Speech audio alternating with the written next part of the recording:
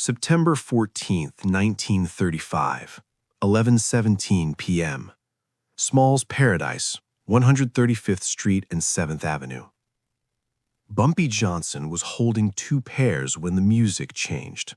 Not the song. The music kept playing, but the feeling underneath it shifted in the way rooms shift when people who don't belong walk through the door. Four men, heavy coats despite the September heat, hands in pockets, eyes scanning the room before settling on the back corner where Bumpy sat with three other men around a poker table covered in cash and cigarette ash. The tallest one, a man called Big Mike Brennan, walked straight to Bumpy's table and stopped 2 feet away. "Bumpy Johnson," Big Mike said. Bumpy looked at his cards, aces and eights. He folded, placed the cards face down, and looked up. "You're interrupting my game." "Dutch Schultz sends a message," Big Mike said. "You've got 48 hours to close your operations and leave Harlem. After that, we come back and make you leave." The three men at Bumpy's table went quiet. One of them, a policy banker named Raymond, started to reach under his jacket, but Bumpy raised his left hand slightly and Raymond stopped. Bumpy studied Big Mike's face for 3 seconds, then nodded once. "I got the message." Big Mike waited, expecting more, an argument, a threat, some kind of pushback. Instead, Bumpy picked up his stack of chips and started counting them like the conversation was already over. Big Mike's jaw tightened, but he turned and walked out, with his three men following behind. The music was still playing, but the room stayed quiet for another 10 seconds after the door closed. Raymond leaned forward. "Bumpy, we can't just—" "Go home," Bumpy said quietly. "All of you. Game's done for tonight." What Big Mike didn't know, what Dutch Schultz didn't know, was that the message they'd just delivered had been expected for 6 days. A bartender at the Cotton Club, a man named Julius, who cleaned glasses and listened to conversations nobody thought he was hearing, passed word to Bumpy on September 8th. "Schultz is making moves on Harlem. He's sending people to map your operations." Bumpy had spent the next 6 days watching those people, tracking their movements, identifying which of his locations they photographed, which policy banks they visited, which street corners they stood on taking notes. He knew the 48-hour ultimatum was coming before Big Mike walked through the door. The question wasn't whether Schultz would make a move. The question was what Bumpy would do in the 48 hours Schultz had given him. September 15th, 2:30 p.m. Bumpy walked into Barbetta Restaurant on 46th Street in Midtown, a place where Italian businessmen ate lunch and discussed things that had nothing to do with business. Lucky Luciano was waiting in a back booth, reading a newspaper and drinking espresso. Bumpy sat down across from him without being invited. Luciano looked up, folded his paper, and smiled slightly. "You don't call ahead anymore." "Didn't have time," Bumpy said. A waiter approached, but Luciano waved him off. "What do you need?" Luciano asked. "Nothing." Luciano's smile faded. "Then why are you here?" "Dutch Schultz is moving into Harlem," Bumpy said. "Gave me 48 hours to leave." Luciano was quiet for a moment. "That's between you and Dutch." "It is," Bumpy agreed. "But it's also between you and Dutch." "How do you figure?" Bumpy leaned back slightly. "Schultz takes Harlem. He controls the biggest numbers operation in New York. He gets stronger, you get a problem. Not today, but eventually." Luciano picked up his espresso, took a slow sip, set it down. "You want me to stop him?"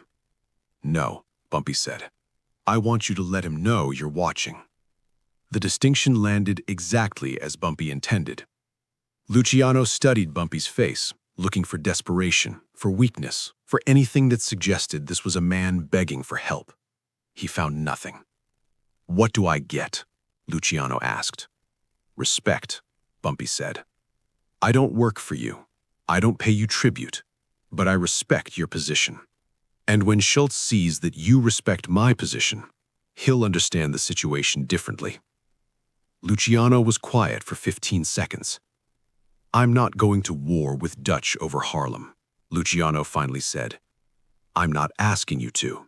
I'm asking you to be visible. Another pause. My people will be seen in Harlem. Not doing anything, just seen. That's all I'm offering. Bumpy stood up. That's all I need. He walked out of Barbetta at 2:47 p.m., and Luciano sat there for another 10 minutes thinking about the fact that Bumpy Johnson hadn't thanked him, hadn't promised him anything in return, had simply stated what he needed and left. That took a specific kind of confidence, the kind Luciano respected. September 15th, 9 p.m. Bumpy sent word through 6 different channels to every policy bank, every numbers runner, every street operation in Harlem. Schultz is coming. Nobody pays him. Nobody cooperates. Protection stays with me. Some of the operators were nervous. Schultz had a reputation for violence, for burning down businesses that didn't comply, for making examples that lasted. But they also knew Bumpy had protected Harlem for 8 years, had kept the police manageable, had ensured payouts were fair, had never let outside crews come in and take over. Trust isn't built in 48 hours. It's built over years, and Bumpy had those years. September 16th, 11:30 p.m. Small's Paradise, exactly 48 hours after the first visit. This time, 6 men walked through the door. Big Mike in front, 5 others fanned out behind him. Hands visible now, guns showed under jackets where everyone could see them. The jazz band kept playing, but half the customers in the club found reasons to leave. Bumpy was sitting at the same table in the back corner. Alone this time, no poker game. Just him, a glass of bourbon, and an ashtray with 1 cigarette burning. Big Mike walked to the table and stopped. Time's up, Bumpy. Bumpy didn't look up immediately. He took a drag from his cigarette, tapped ash into the tray, then raised his eyes to meet Big Mike's. I'm not leaving, Bumpy said. Big Mike smiled, but there was no warmth in it. Then we've got a problem. You've got a problem, Bumpy corrected. I'm exactly where I want to be.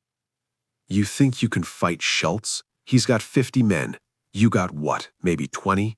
This isn't a fight you win. Bumpy took a sip of bourbon. Who said anything about fighting? Big Mike's smile faded slightly.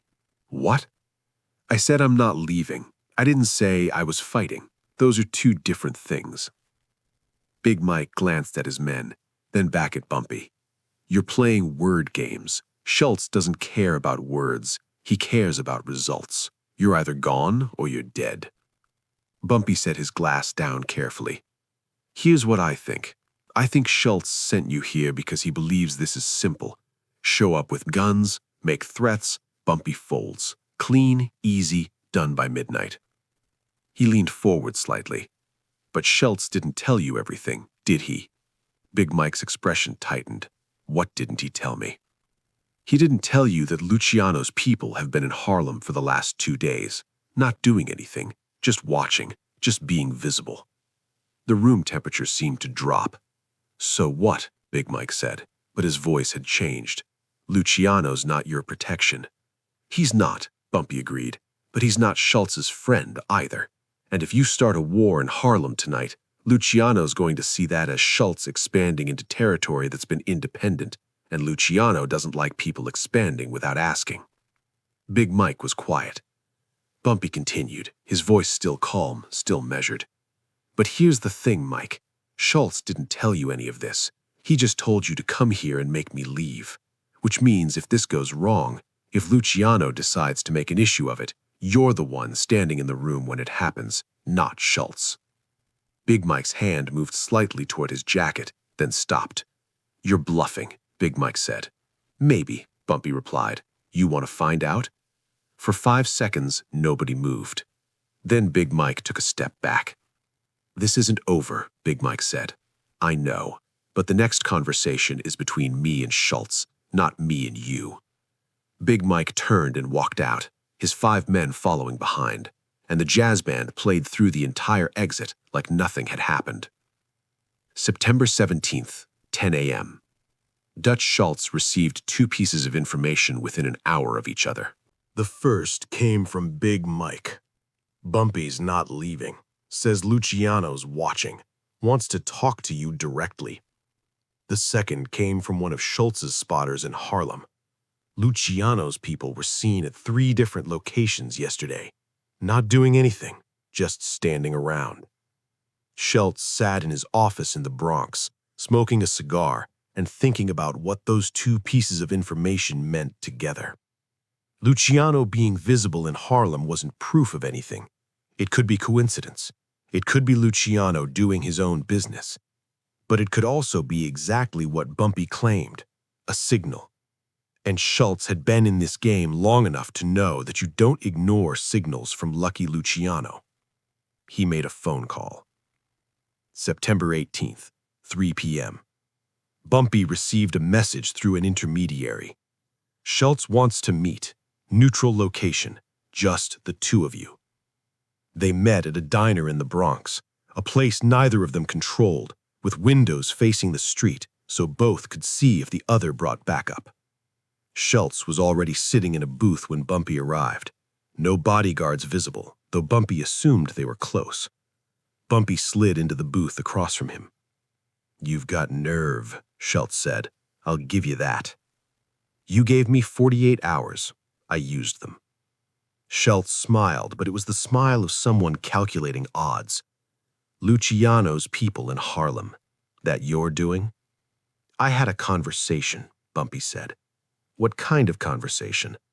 "The kind where I reminded him that Harlem's been independent and that you taking it changes the map. He agreed the changes to the map are worth watching."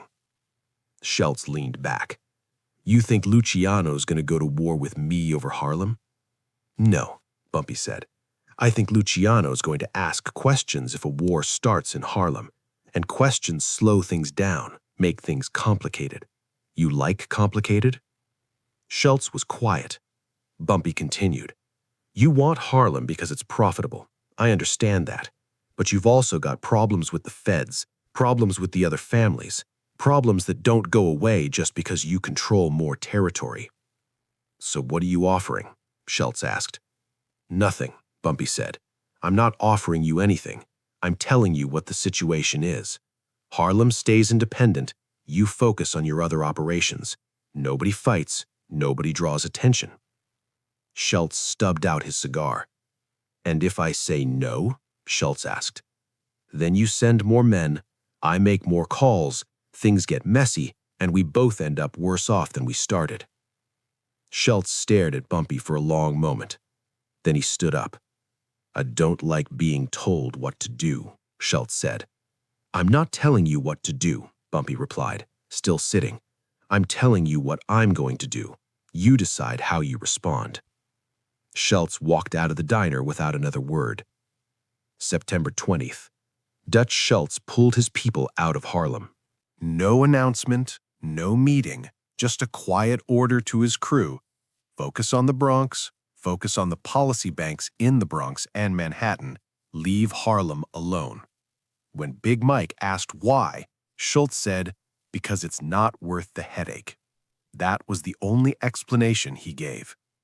Within a week, word spread through New York's underworld that Bumpy Johnson had faced down Dutch Schultz and won without firing a shot. Some versions of the story claimed Bumpy had Lucky Luciano's backing. Others said he'd threatened Schultz directly. A few insisted there had been a secret deal, money exchanged, territory traded.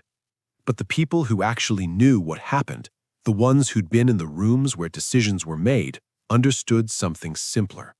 Bumpy hadn't won by being stronger than Schultz. He'd won by making the fight more expensive than the prize. Lucky Luciano heard the story a week later from Frank Costello, who'd heard it from someone in Schultz's crew. "Bumpy used your name," Costello said. "I know," Luciano replied. "You going to do something about that?" Costello smiled. "He didn't use my name. He used my presence. There's a difference." "Which is?" "He didn't promise I'd do anything. He just pointed out I was watching, and that was enough." Costello lit a cigar. Smart. Very smart, Luciano agreed. And that's why I'm not doing anything about it. Men who are that smart don't need to be taught lessons, they need to be respected. Dutch Schultz never made another move on Harlem. 2 years later, in 1935, he was shot and killed in a New Jersey restaurant, and when people asked who ordered the hit, the popular theory was that it came from the commission of families who'd grown tired of Schultz's unpredictability. Bumpy Johnson attended the funeral, not because he mourned Schultz, because in the world they operated in, you showed respect to the people you'd faced, even if you'd beaten them. The story of September 1935 became one of the defining moments in Bumpy Johnson's rise, not because of what he did, but because of what he didn't do. He didn't fight, he didn't run, he didn't beg for protection. He created a situation where the cost of attacking him was higher than the benefit of controlling his territory, and he did it using nothing but timing, positioning, and an understanding of how power actually moves beneath the surface. That's not luck. That's not even strategy. That's mastery.